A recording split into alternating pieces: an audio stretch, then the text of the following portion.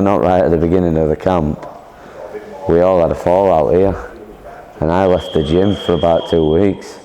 Nobody knows this, but yeah, I left the gym for about 2 weeks, and I was planning not coming back.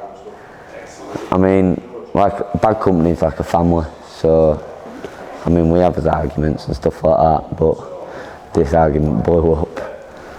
And I think it was just a case of people wanting people's best interests, but not being relayed properly. So then it was like, I've probably not received it right, and the next minute it's just blown up. Originally, it got resolved with me coming back into the gym and nobody speaking to me. I spoke to Richard on phone. He said, look, if you're going to want to resolve it, just come back down to the gym, we'll just get started. So I came back in the gym and I was like nervous, and I came back in, no one spoke to me. So I was like just training, but like I say, no one was speaking to me. And then eventually we sent some texts and stuff like that after the training session, and we sorted out between us. But yeah, we're nuts, absolutely nuts. But to be honest, it kind of gave us that bit of a kick we all needed, because the gym just then all of a sudden became even stronger. We took a bit of a setback, and then all of a sudden everyone became stronger. And you can see that when we were all celebrating after, like, the bond that we all have it's like a family. Going into fight week, my weight was a lot lower than like usual. I was sitting, like, my final weight cut, I came down from 77. So I made weight comfortably, 72.5. Like, I'm normally a lot heavier when it comes to my final weight cut, so absolutely chilling.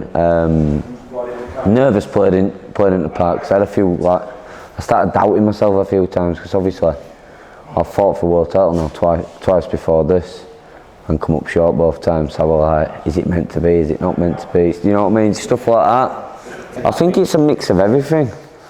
Embarrassment, because obviously no one wants to lose, but pride, again, no one wants to lose. But then it's like I say, letting people down, because like, for example, when I fought in Germany, I lost in Germany.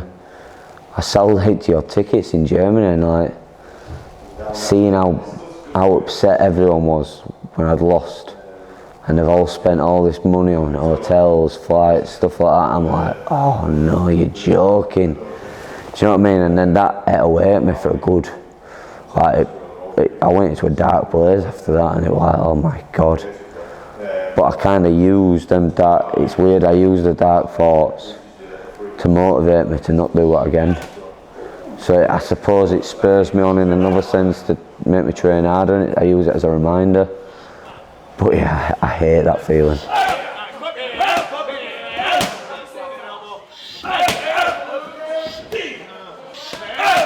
So I woke up on the day of the fight, 2:30 in the morning. Could not get back to sleep. I thought, I was bricking it. I thought, oh my God. And I tried putting a film on, and I just laid down, my eyes closed. Couldn't get back to sleep, but I just thought, if I keep my eyes shut, I'm still resting. Do you know what I mean? So anyway, just laid there until about 9 o'clock. Then I went for some breakfast, and it's funny.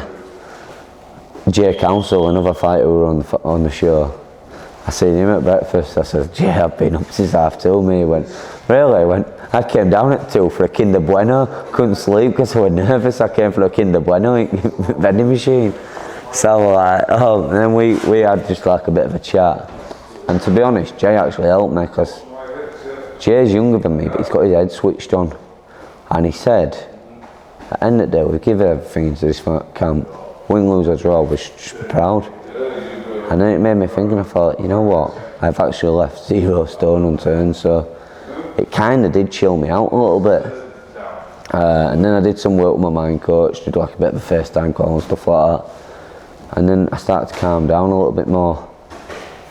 Then we went to the fight, and then it was just like, once I got there, I started like relaxing into it. I was still nervous, but I weren't pacing up and down as much and stuff like that. I was just more like relaxed into it. And then just before I'm going out, then I started worrying. I thought, I don't feel that nervous. I thought, I was nervous that I weren't nervous.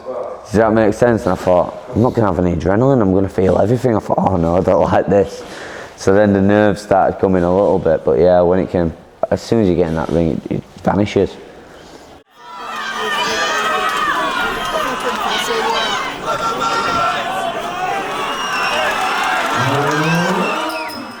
I remember straight away that he came out and elbowed me straight in the nose. And I actually thought my nose was broke, because my nose instantly just started pouring. I thought, oh, you're joking. But in another sense, I was happy it happened earlier rather than later, because it gave me that quick reminder, keep your hands up. And then for the rest of the fight, I didn't get caught again. So I was happy with that. But yeah, I just felt comfortable in there. First round were a bit, still finding my distance as such, but like, still felt in control, still felt comfortable. Came back to the corner, and Richard was like, look, you're scared of your power. Every time you box and stuff like that, like, you're backing him up. You're always on the back, he's always on the back foot. You can fire at will. And that's when I kind of like realised, actually, yeah, I can bully him a little bit here. So then, the second round started, and you can just see straight away the speed and like just my mojo sense. Like I just kind of like, yeah, this is my ring now, and it kind of dominated a little bit. But yeah, then when he walked onto that shot, threw that left hook, because I won't lie, none of us ever thought we were going to drop, like ever knock him out, because he's never even been dropped. So when it came to that, I don't think anyone expected him to get knocked out. He's only had 3 losses, never ever been dropped. So when that left hook landed, just seeing his eyes roll, and I thought he's gone, which then resulted in like a bit of a walk-off knockout. So we'd actually been working the left hook in the camp. We've looked up to Michael for many years. I've seen Michael as a bit of a UK legend. Well, he is a UK legend, but I've looked up to him as like a bit of an idol. But I know his game, and we studied him. And every time he were boxing, every time he rushes in, he does like a bit of a hop. And we spotted that. So our training for that, when we were doing that hop, every time he did that hook, left hook. Every time he did that hook, left hook. And you see me throw it multiple times in like round 1, round 2, always left hook, left hook. So after the first round, Richard said, right, instead of throwing that left hook straight away, throw it off the right. So when he came in, threw my right hand first, then went left hook. But I kind of drew him onto it. I threw it, landed it, stepped back, and we'd worked that with me and Badger had been working that just in the change room just before, so it was still fresh on my mind. Land the shot, move off, land the shot, move off, land the shot, move off. So then he was drawing him in. We landed the shot, and it was the identical shot we threw, right hand, left hook, stepped back, and then he walked into it. So then we went right hand again, he went to parry it, bang, left hook. And it landed perfectly clean on his chin, but it felt like, I've had knockouts before where I've hit people, but you feel the shot. This one just felt like I were in a plastic bag, and it just like, the best way I can describe it is a golf swing. If you hit a golf ball perfect, it just don't feel like there's anything behind it. It was the exact same. I hit the shot just empty, and I just seen his eyes roll and his whole body like collided, like he'd been shot. And then instantly I thought, yeah, you're not getting up. And like I say, yeah, we were unconscious and absolutely buzzing. I said it a lot of times in many of interviews, like leading to this fight. It's just another stepping stone. So realistically, I'm not where I want to be yet. I want to be on 1 championship. I want to be aiming for 1 championship gold.